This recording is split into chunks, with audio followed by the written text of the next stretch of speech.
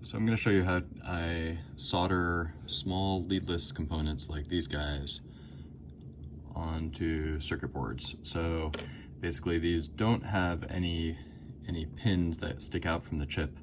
They just have these pads on the bottom. These are called leadless packages.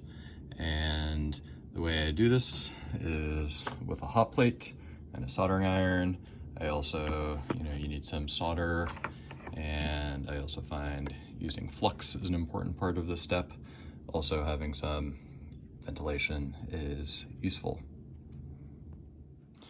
So each hot plate temperature is going to be a little different, also depending on the circuit board, but basically you want to turn it up until after a while you can just get the solder to melt on the pads. And what you then want to do is make sure that there's a little bit of solder on all the pads, but you don't want to overdo it. So you can spread it around, and you want it on the pads underneath, but also make sure that you get it on all the pads as well, that where the pins attach. Now you can see I've gotten definitely too much on the middle there as I've tinned kind of all the other pads. So too much on there now, but what I can do is use some copper braid to just remove some of this excess, because I don't want a ton on there, otherwise it'll all squish out and could short things. Okay, so just get things kind of set up.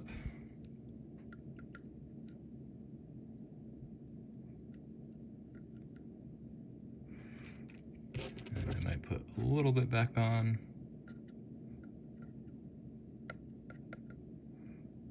Okay. The next step is to use flux. And just put a whole bunch of flux on here, because by using this solder, regular solder, I've removed all the flux as it heated up. And now I can carefully place the chip on, but if it's a little off, it doesn't matter. The chip needs to actually heat up so that it solders well. And then what I can do is basically nudge these onto the pads, and it wants to line up just because of the surface tension of the solder. So you just have to get it close and squish it down, and so that any bubbles of solder squish out the side. And here I can see this one is crooked, so I want to nudge it around until I get it right.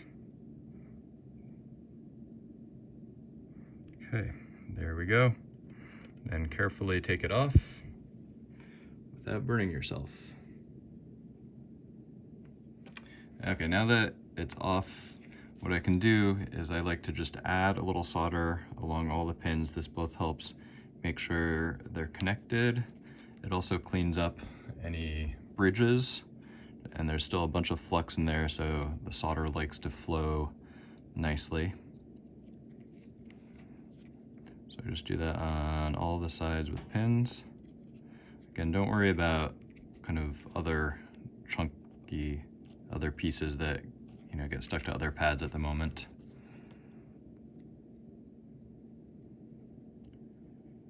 So we can run down there. Then I can take my flux, or take the solder braid and remove all these big chunks of solder that stuck to some of these other pads, so that I don't have trouble soldering them later. Okay. The next step is to I look at it under a microscope.